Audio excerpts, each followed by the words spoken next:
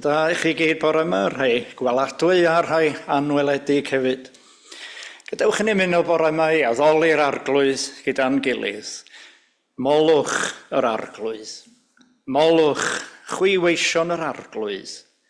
Molwch enw'r arglwydd. Bendigedig fyddo enw'r arglwydd o hyn allan a hyd bys.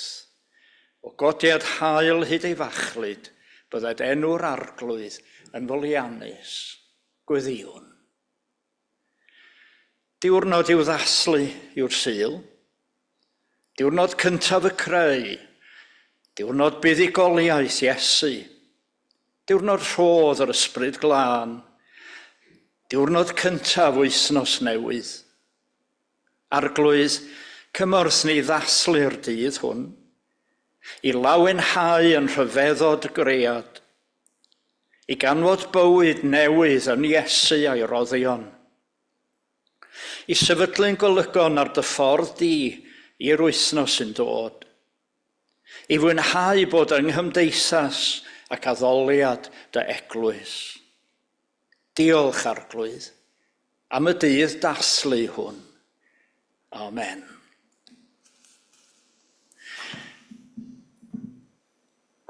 Ac fe ganwn ni y deunawfed emyn rhif 18. Gwaith hyfryd iawn a melys i'w moliannu enw di o Dduw. Sôn am dy gariad fore glas a'r nos am wirioneddau gras. Yn yw fy nghalon lawen ha, bendithio i waith a'i air yna, mor hardd yw gwaith dy ras o Dduw, as gyngor di mor ddofwn yw. Rhif y deunawfed.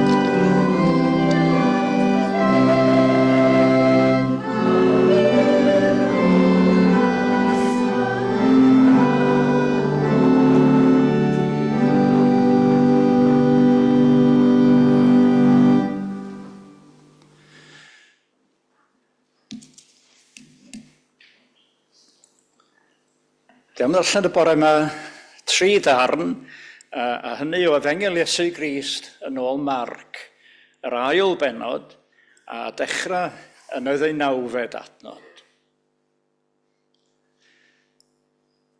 Yr oedd disgyblion Ioan a'r Phariseaid yn ymprydio.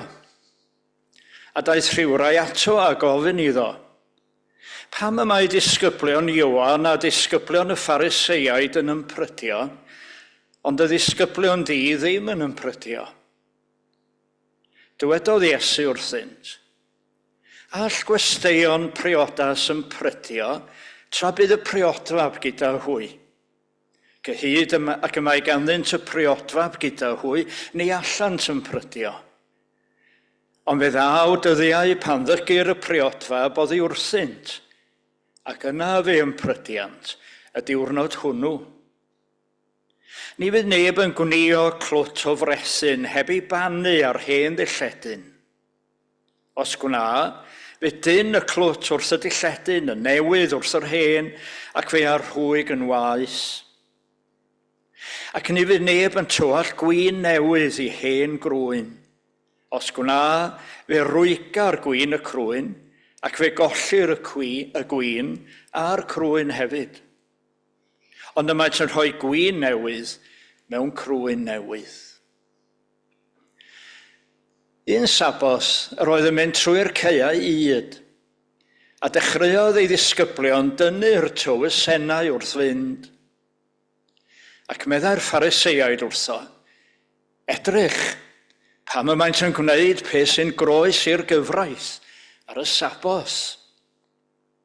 Dywedodd yn te wrthynt, ond nid ydych chwi erioed wedi darllen beth a wnaeth Dafydd pan oedd mewn angen ac eisiau bwyd arno ef a rhai oedd gydag ef. Sut rais i mewn i dydd Dduw yn amser Abiathar yr archoffeiriad, a bwyta'r torthau cysegredig, nad yw'n gyfreislon i neb ei bwyta, ond yr offeiriaid. Ac fe rhoddodd hefyd i'r rhai oedd gydag ef. Dywedodd wrthynt hefyd, y sabos a wneithpwyd mwyn dyn, ac nid dyn mwyn y sabos. Felly, y mae mab y dyn yn arglwydd hyd yn oed ar y sabos. Ais i mewn eto i'r synagog, ac yno roedd dyn a chanol law wedi gwywo, ac yr oeddent ei llygaid arno, i weld a fyddai'n i achau'r dyn ar y sabos, mwyn cael cyhuddiad i'w ddwyn yn ei erbyn. A dywedodd wrth y dyn ar llaw ddiffrwyth, saf yn y canol. Yna dywedodd wrthynt, a yw'n gyfreislon gwneud da ar y sabos, yn te gwneud drwg, achub bywyd, yn te lladd, yr oeddent yn fyd. Yna edrychodd o gwmpas arnynt mewn dicter yn drist oherwydd ei hystyfnigrwydd, a dywedodd wrth y dyn, estyn dy law.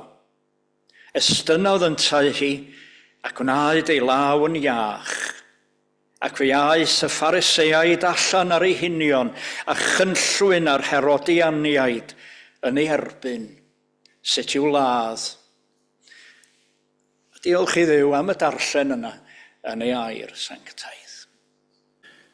Diolch yn fawr na'n Sam y Croeso. Fel dwi wedi dweud, lawer gwaith yn ddiweddar yma, mae e'n braf bob amser bod yma gyda chi. Arwain yr addoliad yn y Crwys. Diolch yn fawr i chi. Fe barhawn ni'n haddoliad drwy gan yr ail emyn, rhif 2. Hwn yw y sanctaidd ddydd, gorffwysodd Duw o'i waith, a ni'n ein awr dan wenau Duw, gorffwyswn ar ein taith. Rhif 2.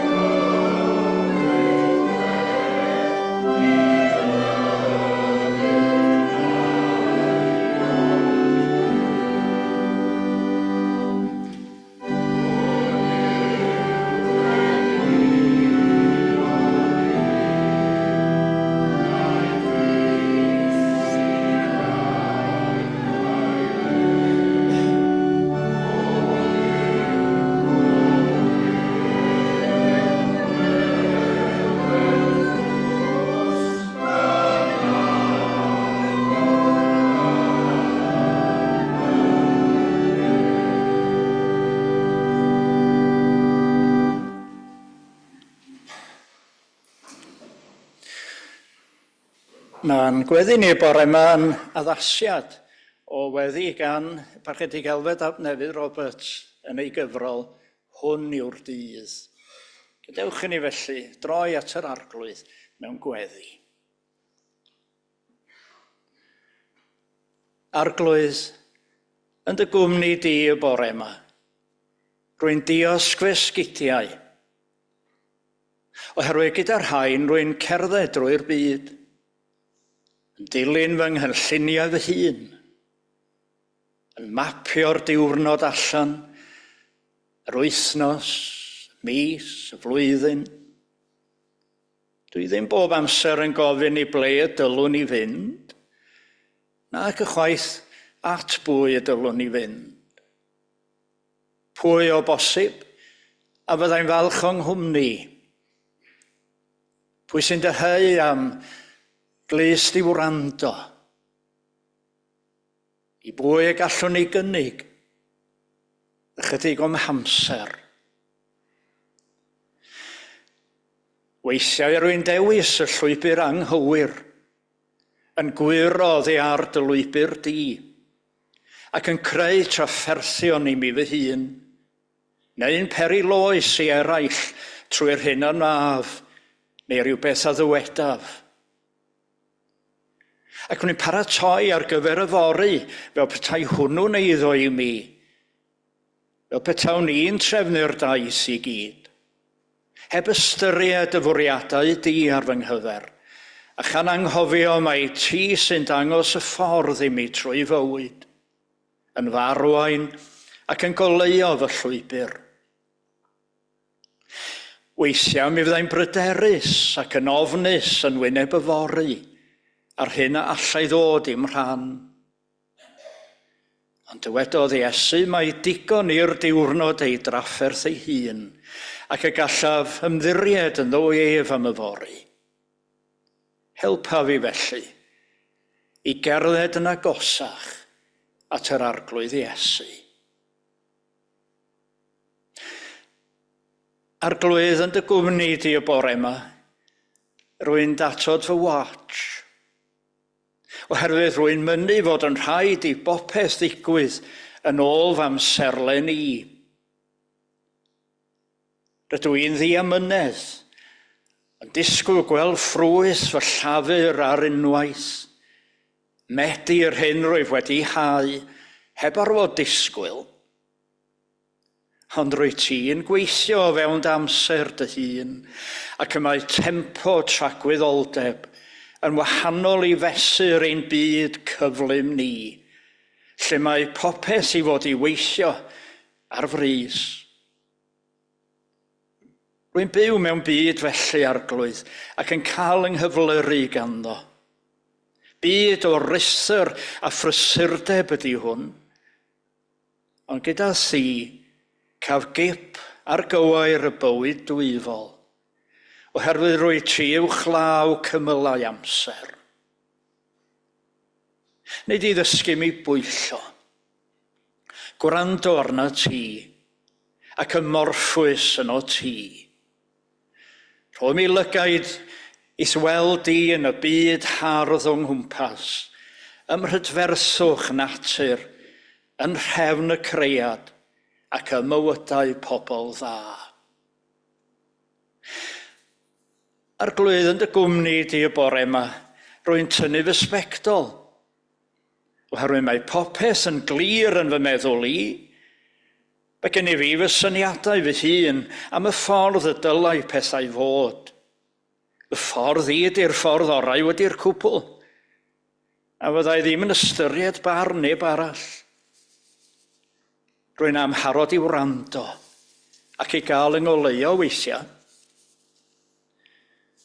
Trwy fy sbectol fy hun y byddai'n barnu pobl eraill, ac rwy'n gallu bod yn gul a rhagfanllyd wrth ymdrin â nhw. Ddim bob amser yn sylweddoli bod y rhagfarna i mor gry a'i rhai nhw. Ac ar yr adegau hynny, pan fydd amgylchiadau a phrofiadau bywyd yn ei gwneud i'n anodd i mi dy weld, dy roi mi ffydd yn dy ddaioni, asgariad. Arglwydd yn dy gwmni di y bore yma, rwy'n cadw fy mhen ysgrifennu. Gyda hwn yn fy llaw byddaf yn gwneud fy ngwaith. Mae'n ngwaith yn bwysig i mi, ond weithiau fyddai'n ymgolli ynddo. Nes i fod yn cymryd fy mywyd drosodd. Bryd hynny mae'n hawdd esgiluso fy nheulu am cyfeillion, a ffeitio a gwneud amser i weddio, a meithrin perthynas agosach a thi. Bendithia fi felly yn awr o dad, yn hawelwch yr awr hon o addoli, fel y gallai yn y tawelwch, glywed y lais di yn siarad am mi. Arglwydd yn dy gwmni di y bore yma, rwy'n rhoi heibio fy allweddi, oherwydd yr rhain sy'n rhoi diogelwch i mi. Maen nhw'n cadw fy nhu yn saff, fy eiddo'n saff, fy mhethau materol yn ddiogel. Byddaf yn anghofio rhybudd Iesu ynghylch casglu trysorau ar y ddaear yn hytrach nag yn y nef. Mi soniodd ef am wyfyn a rhwd yn difa, a lladron yn lladrata, ac fe glywais yn ddiweddar am bobl a gollodd eu cartrefi a'r cyfan o'i heiddo trwy lifogydd neu drwy tanau.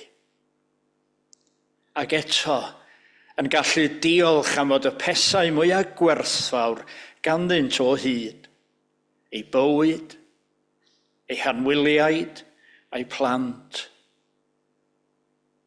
Lle mae fy'n rhysor, yno hefyd y bydd fy nghalon, meddai Iesu. Arglwydd, roeddaf heibio'r holl bethau hyn, mwyn bod yn dawel gyda thi, yr unig wir Dduw. Ac yna wedi bod yn dy gwmni, rhoddaf esgidiau amdanaf i rodio yn dy ffyrdd di. Gwisga fy watch i fyw yn amser di. Estynaf am ysbectol i edrych ar dy fyd di. Cydiaf yn fy mhen ysgrifennu i gofnodi dy feddyliau di, a defnyddiaf allweddi i agor dy ddrysau di. Amen.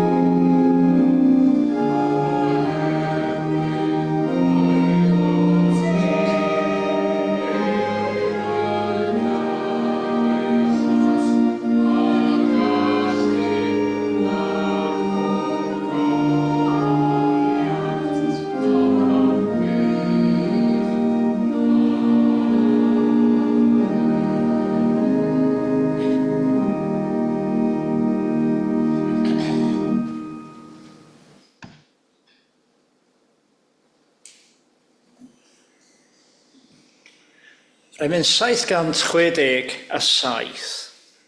767. Cymer arglwydd feinioes i, yw chysegru oll i ti. Cymer fy munudau fod, fys yn llifo dy glod. 767.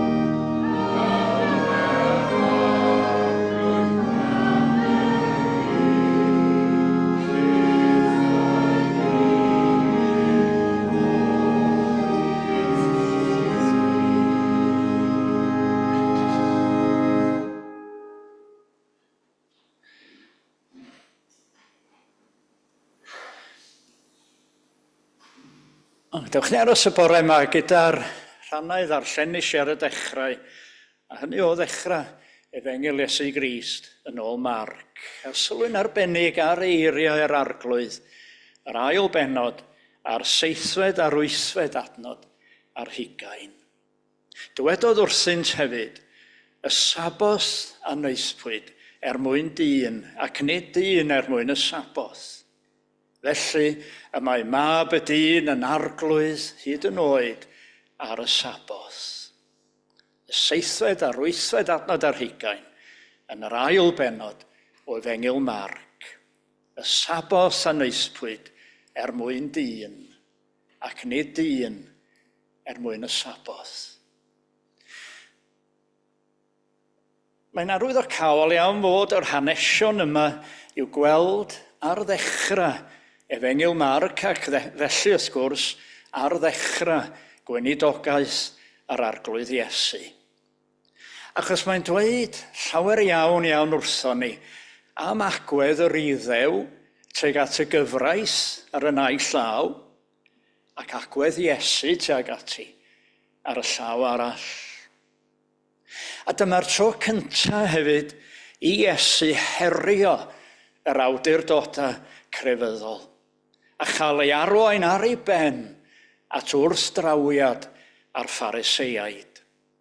Mae yna 3 darn neu 2 adran yma fel y darllenis i. Yn gyntaf, agwedd Iesu tuag at yn prydio, rhan bwysig o gyfraith yr Iddew. Ac yna yr ail a'r drydydd yn ymwneud â'i agwedd at y Saboth. A mae'n cael ei feirniadu wrth gwrs gan y Phariseiaid. Maen nhw'n gweld Iesu a'i ddisgyblion yn cerdded trwy gaeau yd. Ac wrth fynd yma'r disgyblion, a mae'n Saboth, cofiwch, ac wrth fynd mae'r disgyblion yn tynnu ar y tywysennau. Gwaith, medd y Phariseiaid. Mae'r medelwyr yn dod a maen nhw'n tynnu ar y tywysennau. Ffermwyr, medelwyr, maes o law, y pobydd yn pobi bara. Mae hyn i gyd ar rhan o waith, os gyda nhw'n hawl i wneud hynny ar y Saboth. Ac yna, yn yr adran nesaf, Iesu yn amlwg yn fwriadol yn sefyll yn y synagog ar y Saboth ac yn galw dyn a llaw ddiffrwyth ganddo ac yn ei achau o flaen y lleill. Dyna ddim awgrym mewn gwirionedd bod ei fywyd o mewn peryg, ond dyna mae Iesu'n ei ddweud ynde, ydy'n gyfreithol i'n daioni neu ddrygioni ar y Saboth i las neu achub bywyd. Yn fwriadol y mae o'n herio yr awdurdodau ac yn dod i wrthdrawiad. Wel, wrth gwrs, cyfeirio mae'r Phariseiaid at y pedwerydd gorchymyn. Dwi'n eich atgoffa chi y bore mae'r pedwerydd gorchymyn. Cofia'r dydd Saboth i'w gadw'n gysegredig. 6 diwrnod yr wyt ti weithio a gwneud y holl waith, ond yma'r 7fed dydd yn Saboth yr arglwydd y Dduw. Na, ddim gwaith y dydd hwnnw. Ti, nath fab, nath ferch, nath was, nath forwyn, oherwydd mewn 6 diwrnod y gwnaeth yr arglwydd y nefoedd ar ddeiar, ac ar y 7fed dydd fe orffwysodd. Dyna fo yn blwmp ac yn blaen yn y pedwerydd gorchymyn. Mi roedd y Saboth yn ddiwrnod o orffwys, am fod Duw ei hun wedi gorffwys ar y diwrnod hwnnw. Be ddigwyddodd, ydych chi'n gweld mewn Iddewiaeth, ar ôl cyfnod y geisglyd, pan ddaru nhw ddychwelyd o Babylon yn y 6ed ganrif, fe dyfodd llu o ddeddfau manwl o gwmpas Saboth yr Iddew. Nes bod yr ysgrifenyddion a'r Phariseiaid wedi gladdu o dan bentwr o ryw fan reolau, be oedd yn iawn a be oedd ddim. Ac wrth gwrs, fe gollodd o lawer o'i werth a llawer o'i ystyr. Cymwch enghraifft y geiriau yma, mae yna penodau olaf yn Eseia yn perthyn i'r cyfnod yn y 6ed ganrif. Ac yn fanno, mae'n dweud, paid â theithio, na thrafod y faterion dy hun. A mi roedd hynny wedyn rwydd hynt i bob math o ddadlau, wel, beth ydy teithio? Pa mor bell gewch chi deithio ar y Saboth? Rhaid chi deithio ar synagog? Gewch chi deithio ymhellach na hynny? Bob math o ryw fan ddadleuon. Beth sy'n cyfri fel gwaith, fel yr hyn sy'n codi yn y caeau yd yma fan hyn. Ac fel sy'n digwydd bob amser wir, pan fe rwy'n y trio deddfu, mae yna ddadlau wedyn, wel, ydy hyn yn iawn, ydy llall yn iawn, mae rhaid diffinio'n fwy manwl o hyd, a dyna yn union a ddigwyddodd ynghylch y gorchmynion ac yn arbennig hwn. Does am rhywun ag oes fod Iesu wedi cyhuddo'r Phariseiaid unwaith o bentyrru beichiau trymion ar ysgwyddau pobl. Bu drodd y cofio y Saboth. Bu drodd y cofio yn cadw. A dyna sy'n cyfrif am adwaith Iesu fan yma. Yna rhywbeth wedi mynd o'i le, medda fo.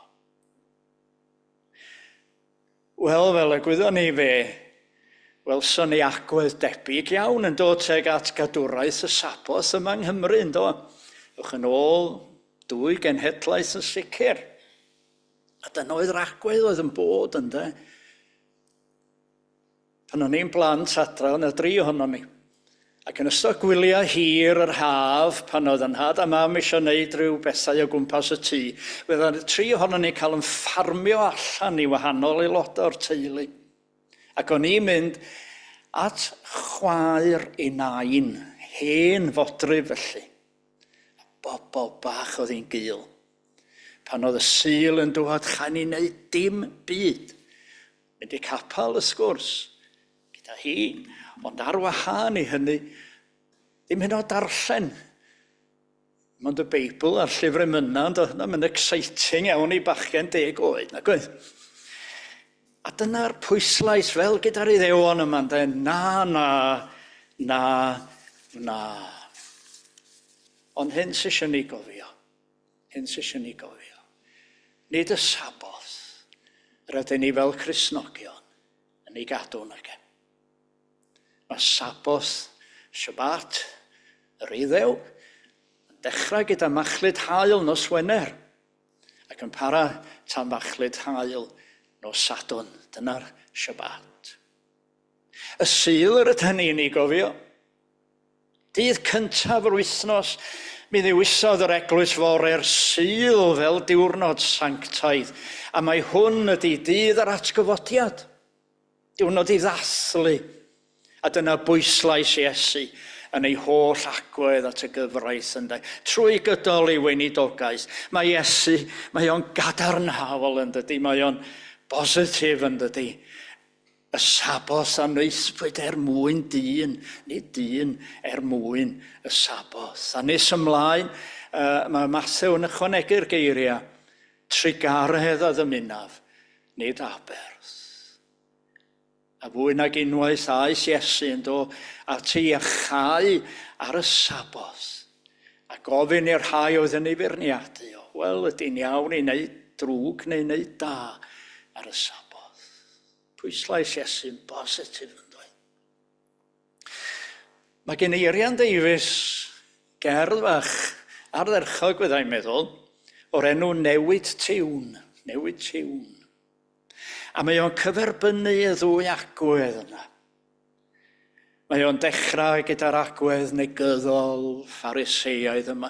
Paid hyn a phaid arall a chofio hyd, na, yn ffair y byd. Yna mae o'n dod draw at Iesu, ac agwedd Iesu. Rhaid gwneithur, meddef. Be dyn ni'n neud sy'n bwysig, neu be dyn ni ddim yn gwneud. Rhaid gwneithur, meddef, byddwch ymarferol hyd at chwysu gwaed yn chwys diferol. A mae o'n gorffen fel hyn, clywch fand ail symudiad. Fe'n edrych ar weinidogaeth Iesu Grist, ydych chi mewn darn o gerddoriaeth, fel yr ail symudiad.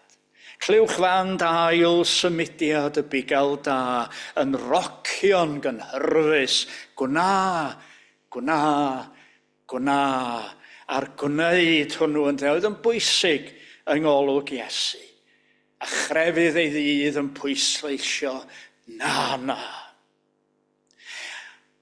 Angen i ni ddilyn ei esiampl o heddiw yn does. Cymhwyso'r gorchymyn yma ar gyfer bywyd prysur yr 11th ganrif ar 20. A mae'n rhy hir o lawer mae'n delwedd yn crefydd ni, delwedd yn heglwys ni, wedi bod yn negyddol. Mae yn werth cydnabod yr egwyddor bwysig sydd yn yr hen orchymyn chi, a gweithredu arno yng ngoleuni cadarnhaol Iesu Grist. Hynny yw, nid gwahardd hyn a'r llall, ond bod ni'n cynnig rhywbeth positif. Nid na, ddylan gair ni fod, ond gwna.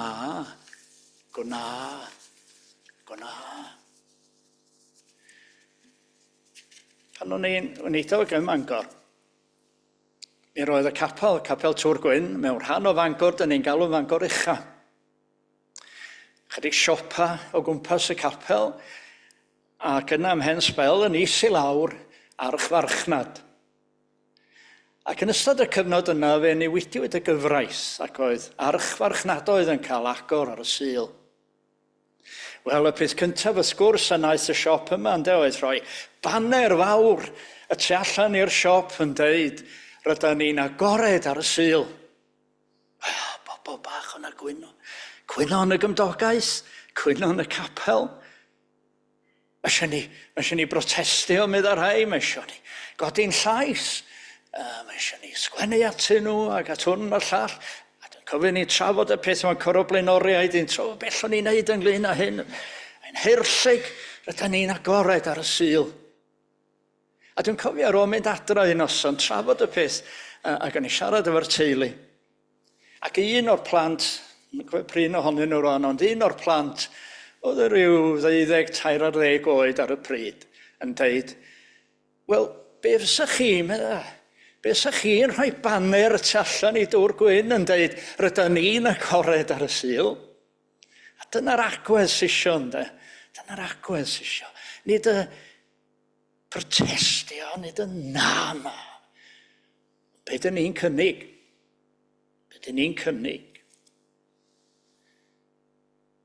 Dwi'n rhyw feddwl wyddoch chi fod Duw wedi creu gorffwys. Y peth olaf a greodd Duw ar ein cyfer ni ac ar ein lles ni. Ac o feddwl am hynny am munud, dewch ni ystyried hynny mewn tair ffordd. Ystyried y dydd yma mewn tair ffordd. Yn gyntaf, ydy mae o'n ddiwrnod i orffwys. Dyn ni wedi canu. Hwn yw y sanctau ddydd, gorffwysodd Duw ei waith. A ni'n ein awr dan wenau Duw, orffwyswn ar ein taith. A mae o'n bwysig. Mae angen o'r bawb mwy felly heddiw goeliau. Yng nghanol bywyd sydd i lawer iawn o bobl yn fater o fynd. Mae angen cyfle i adnewyddu corff, a meddwl ac ysbryd. Nid rhywbeth negyddol ydy hynny. Synwyr cyffredin ydy o. Chymaint o bobl y dyddiau yma'n dioddau wrth straen, stres, burn-out yn y gweithle, a rhai, cofiwch, rhai o dan bwysa i weithio ar ei diwrnod gorffwys. Digwydd heddiw yn dydy. Rhai yn teimlo bod y bos yn disgwyl iddyn nhw fod ar gael o hyd. Mae'r ffôn ac e-bost mor handi maen nhw ar gael o hyd. Mae'n bwysig bod ni yn gweld gwerth, gorffwys ac adnewyddu. Ac o feddwl am hynny, mae'n ddiddorol troi, mae'r gorchmynion i gael hefyd yn llyw Deuteronomium. Bron iawn gair am air I fath, ond ddim cweit. Y pedwerydd gorchymyn yma enghraifft. Dyma sy'n fersiwn Deuteronomium. Na, ddim gwaith y dydd hwnnw, ti, nath fab, nath ferch, nath was, nath forwyn, mwyn, i'th was ath forwyn cael gorffwys fel ti dy hun. Cofia I ti fod yn geithwas unwaith, yng ngwlad yr Aifft. Am hyn y gorchmynodd yr arglwydd y Dduw I ti gadw'r saboth. Chi'n sylwi beth sy'n digwydd yn fan'na? Mae'r cymhelliad yn wahanol yn fama. Bwriad yn garol, humanitarian. Bwriad cymdeithasol sydd i'r gorchymyn yn fama. Nid yn crefyddol. Am hyn y gorchmynodd yr arglwydd y Dduw I ti gadw'r saboth. Mwyn i'th weithiwr gael gorffwys fel ti dy hun. Hyd yn unig felly mae pobl i gofio'r Saboth fel diwrnod i'w gysegru i Dduw, a maen nhw hefyd i'w ystyried yn gyfle i drin eu gweithwyr yn garedig. Cydnabod eu hangen hwytha hefyd am orffwys. Ac yn y Beibl drwyddo draw, mae yna elfen ddwyfol yn y syniad o orffwys, a mae yna elfen ddynol ymarferol hefyd. Saboth a greu mwyn dyn, neu dyn mwyn y Saboth. A beth olaf a greu o Duw, lle byddai'n cymryd o? Ein lles ni. Rwy'n si stori un tro am grŵp o gerddwyr ifanc. Dynion ifanc, heini, ffit, o un o ddinasoedd Lloegr, i gyd yn gweithio i'r un busnes, a maen nhw'n trefnu trip i fynd ar safari yn un o wledydd Affrica. A maen nhw'n llogi nifer o borthorion brodorol i'w tywys nhw a'i helpu nhw. Ac felly o dan arweiniad y brodorion yma, maen nhw'n cerdded am dridia. Ac yna medd y porthorion, rhaid i ni orffwys, medden nhw. Dyn ni'n cerdded fori. Mae rhaid i ni orffwys. O na, does dim angen, medd y bechgyn, does dim angen. Dyn ni wedi dal i fynd, dyn ni'n eisiau stopio. Cysgu nos, fy'n ni'n iawn eto fori. Na, medd ar rhain. Dyn ni wedi dod yn rhy bell, yn rhy gyflym. Mae rhaid i ni aros i adael ein heneidiau ddal i fyny â ni. Y mywyd materol yr unfed ganrif ar 20 yma.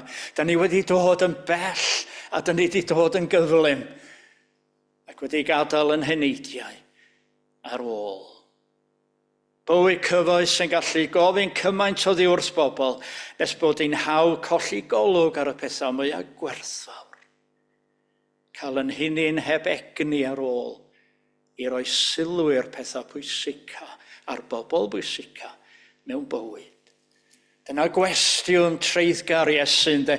Pa elw a gaiff rwy'n os ennill yr holl fyd a phorffedu fywyd? Oes, mae rhaid i nina hefyd fel y cerddwyr yna. Weithiau adael yn heneidia a ddal i fyny â ni. Meithrin yn heneidia. Aros iddyn nhw ddal i fyny â ni. Fel y gwyr pawb sy'n gyrru car, peth peryg ydy'r rhedeg ar wag ynde. O'n i bron a wneud hynny lawer gwaith pan fydden ni'n teithio flynyddoedd yn ôl. Dwi'n cofio fwy nag un daith yn ôl i Gaerdydd o'r gogledd, a gweld yr hen pin a mynd i lawr ac i lawr. A Delys wrth yn ochr yn ymhwnio a dweud, mae yn sefyll am empty, meddai. Mi eisiau cadw'r tanc yn llawn, meddai. Bron cael yn al. A o'n i'n be fys i'n neud heddiw, tysa gynnau gar trydan.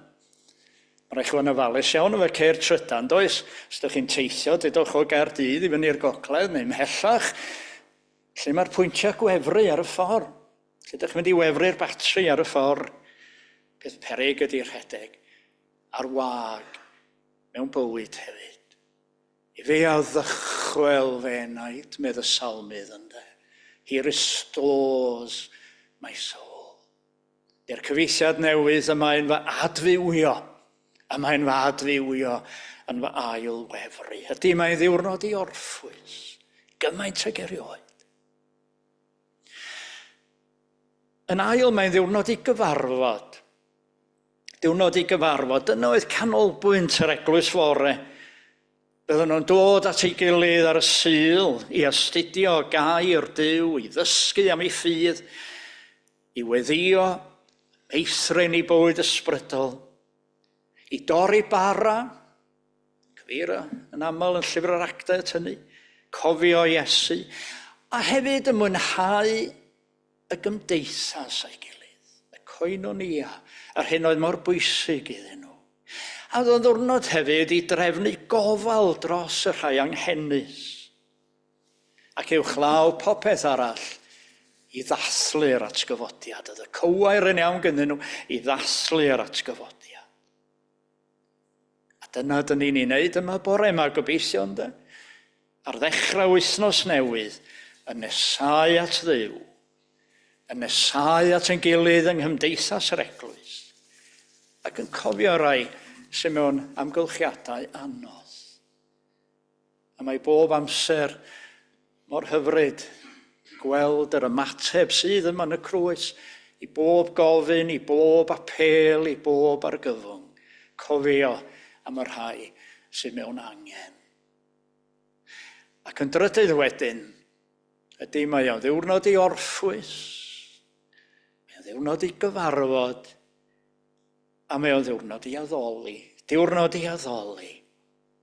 Dyna'r cwestiwn na dylen ni fod yn ei gofyn amdano ni'n hunain y dyddi yma. Oes yna gynhesrwydd a hyfrydwch yn y gymdeithas yma? Oes yna wefr yn yr addoliad? Yn wir addoliad?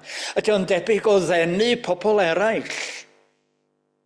Nid dweud wrth bobl beidio gwneud sy'n bwysig, ond be allan nhw gael yn cwmni ni.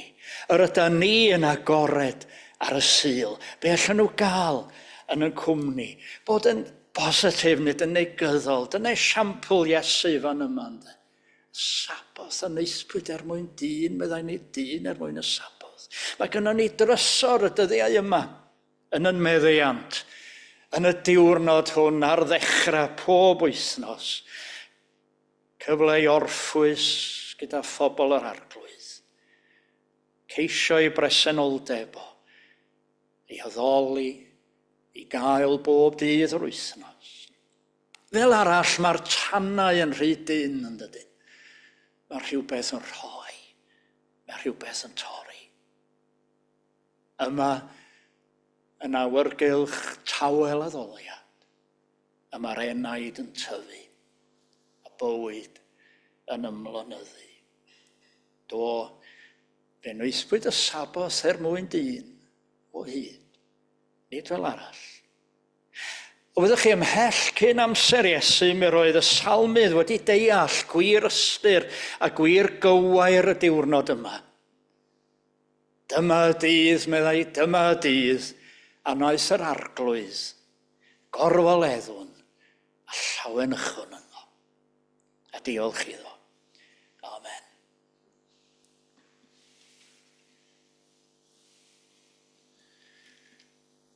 Ac i ddiweddu fe, ganon ni'r emyn 579. 579.